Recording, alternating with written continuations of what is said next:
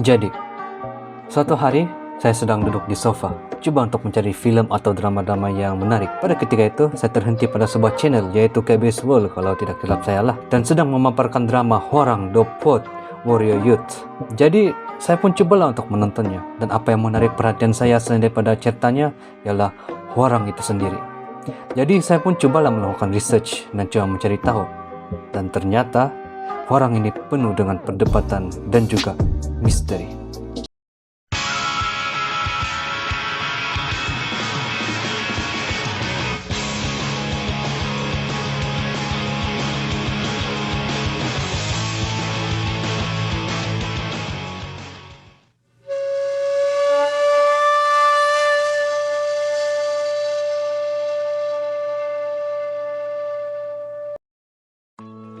Sebelum kita membahaskan tentang Hwarang, kita perlu terlebih dahulu mengetahui latar belakang tentang kerajaan Silla.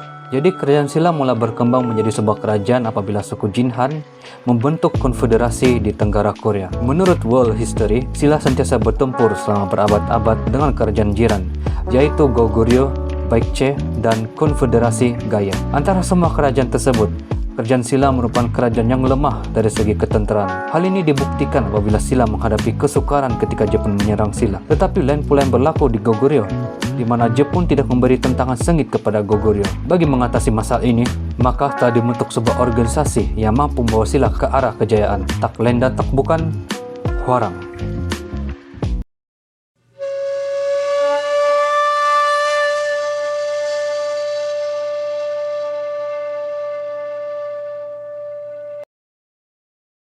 Hwarang merupakan organisasi ketenteraan yang dibentuk oleh Raja Jinheung pada sekitar tahun 540 hingga 576 Masehi. Walau bagaimanapun, tarikh penubuhan Hwarang masih menjadi perdebatan antara ilmuwan, tetapi mereka sepakat bahwa Hwarang dibentuk semasa pemerintahan Raja Jinheung. Perkataan Hwarang terdiri daripada dua kombinasi perkataan, yaitu Hwa yang bermaksud bunga dan Rang pula membawa maksud lelaki. Dalam terjemahan bahasa Inggris, memiliki dua terjemahan, yaitu Flower of Youth dan Flower Boys. Terdapat tiga buah buku yang menjadi rujukan kepada organisasi Hwarang, yaitu Samguk Yusa, ditulis 200 tahun selepas Silla, Samguk Sage, terdapat kisah yang berunsur legenda dan mitos, Haedong Gusunjeon, merupakan biografi Sami Buddha. Kesemua buku ini ditulis berabad lamanya selepas kejatuhan kerajaan Silla, dan buku-buku ini juga mengambil sumber premier yang tidak lagi wujud. Ilmuwan juga berdebat tentang fungsi utama Hwarang, sama ada Hwarang ini berfungsi sebagai organisasi ketenteraan ataupun keagamaan sahaja.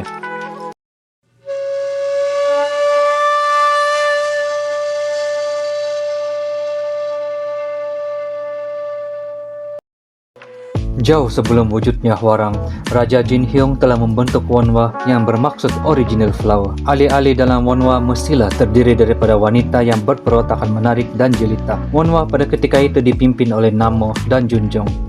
Namun mereka kemudiannya bersaing dan cemburu antara satu sama lain. Kisah mereka ini berakhir tragik apabila Junjong membunuh Namo dengan mengheretnya ke sungai dan ditenggelamkan ketika Namo mabuk. Raja yang mengetahui perkara tersebut kemudiannya menghukum bunuh Junjong, dan Wonwa kemudiannya dibubarkan oleh raja. Walau bagaimanapun, penubuhan dan peranan Wonwa ini masih tidak begitu jelas karena tidak dapat dipastikan sama ada Wonwa sama seperti pasukan elit Hwarang. Hal ini karena kurangnya informasi tentang Wonwa, sehingga ada setengah ilmuwan memberi pandangan negatif tentang Wonwa. Namun, tidak dapat dinafikan bahwa wanita memainkan peranan penting dalam kerajaan Silla, karena Silla pernah diperintah oleh 3 orang permaisuri. Bagi menggantikan Wonwa, Raja Jinheung telah membentuk Hwarang yang dipilih dalam kalangan lelaki yang tampan, dan kemudiannya berkembang untuk memilih lelaki muda yang akan dilatih menjadi prajurit Silla.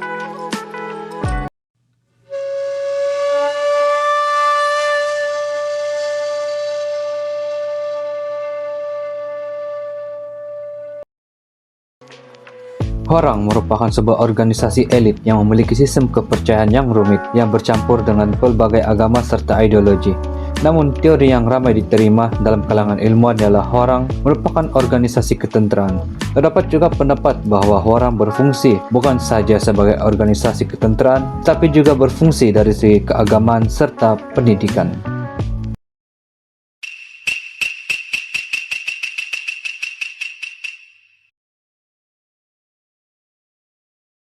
Silla merupakan sebuah kerajaan kecil dan pendidikannya juga kurang bagus berbanding kerajaan lain. Hwarang ditubuhkan untuk mengatasi masalah ini, dan pada awalnya pembentukannya terdiri dalam kalangan golongan aristokrat. Mereka diajar pelbagai jenis ilmu pengetahuan seperti kesusastraan, seni bela diri, dan agama. Selain daripada dilatih untuk menjadi tentera, ahli dalam Hwarang juga boleh dipilih untuk menjawat jawatan dalam kerajaan. Antara aktiviti yang dilakukan dan diajar oleh Hwarang ialah belajar menggunakan pedang, memanah, mendaki gunung, menyanyi, dan mempelajari seni peperangan. Selain itu, The Five Commandments for Laymen merupakan antara panduan utama Hwarang. Dikisahkan suatu hari, Guisan dan Guihua pergi bertemu dengan Sami Gonwang untuk mendapatkan bimbingan daripada Sami terkenal itu. Gonwang kemudiannya mengarang The Five Commandments for Laymen yang menjadi panduan kepada Hwarang, yaitu pertama sekali, berkhidmat kepada raja dengan penuh kesetiaan. Yang kedua, berkhidmat kepada ibu bapa dengan penuh adab. Ketiga, mengamalkan adab dalam persahabatan. Keempat, tidak menyerah kalah dalam peperangan. Kelima, mengawal diri daripada membunuh sesuka hati. Samguk Yusa juga ada mencatat bahwa Hwarang turut mempelajari ilmu 6 kesenian, 3 profesi keilmuan, dan 6 jalan hikmat kerajaan.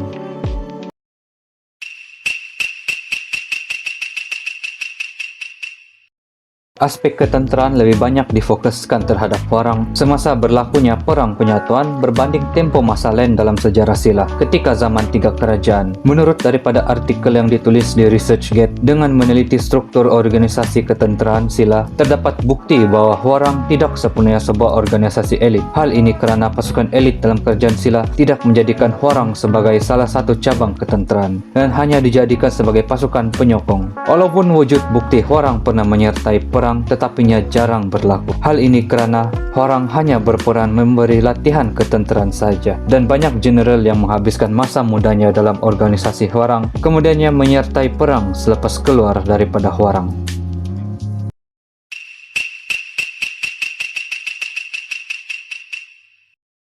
Pengaruh agama dalam organisasi Hwarang amat ketara kerana falsafah yang diamalkan dalam Hwarang memiliki kombinasi agama Buddha, Confucianism, dan Taoism. Elemen Korean Shamanism juga turut diamalkan dalam organisasi Hwarang, dan ini mungkin menjadi salah satu sebab mengapa Hwarang berpakaian cantik serta turut berias muka. Hwarang juga akan berdoa untuk keselamatan Silla daripada nasib buruk. Selain beliau daripada golongan aristokrat, Sami juga turut terdapat dalam organisasi Hwarang. Hal ini kerana Sami merupakan golongan kelas tinggi dan setaraf dengan golongan aristokrat. Sami diberikan kedudukan tinggi kerana pada ketika itu agama Buddha merupakan agama kerajaan Silla. Sami-sami yang ada dalam organisasi Hwarang bertanggungjawab untuk mengajar ilmu kepada belia dalam Hwarang.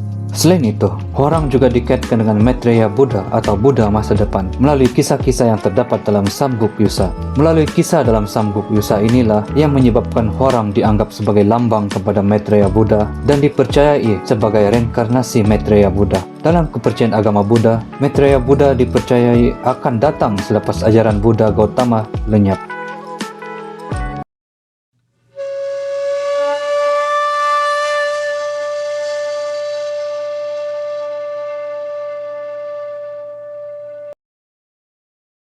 Selepas Silla berjaya menyatukan Korea, dipercayai bahawa Hwarang telah lenyap dan wujud sebagai sebuah organisasi belia bangsawan. Selain itu, terdapat juga sesetengah orang Korea yang tidak mengetahui tentang Hwarang, sehinggalah pembebasan Korea daripada penjajahan Jepun pada tahun 1945 ketika Perang Dunia Kedua. Perkataan Hwarang juga memiliki banyak pengertian seperti bomo, suami, bomo perempuan, sehingga ke pengertian yang lebih negatif.